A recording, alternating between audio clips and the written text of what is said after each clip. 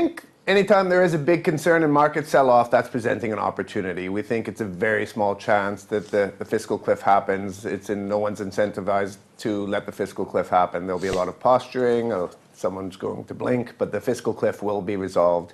And anytime there is a significant sell-off, that's a good buying opportunity, we believe. So what are you buying now then? We're actually looking at stocks that have cyclical exposure. Europe's mired in recession. It probably will be for all of the coming year. The US is actually showing some pretty resilient growth right now. It's showing consumer confidence at a 4-year high.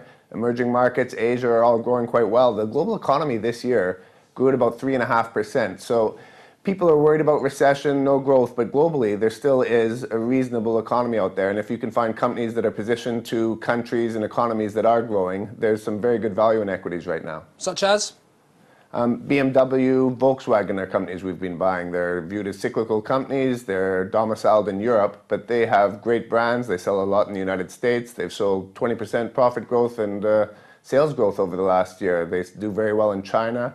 China's got issues with Japan right now, so you're seeing Germany in a very strong position in the Chinese market, the German car companies. And they're trading below 10 times earnings. Can these companies continue that level of performance?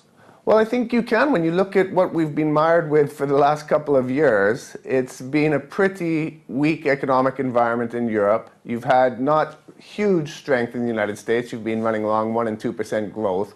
But I think it is going to be a sustainable economic period for China. I don't think there's going to be the hard landing there. You're seeing a repositioning of its economy from fixed investment into consumption. And I think that's good news for car companies. It's good for luxury brands. And there is real economic growth in parts of the world. You just have to find the equities that are selling into it. Okay, so you're a buyer of German autos. Are you a buyer of Spanish banks? We've got some news today that EU might ratify some of the aid terms for Spanish banks.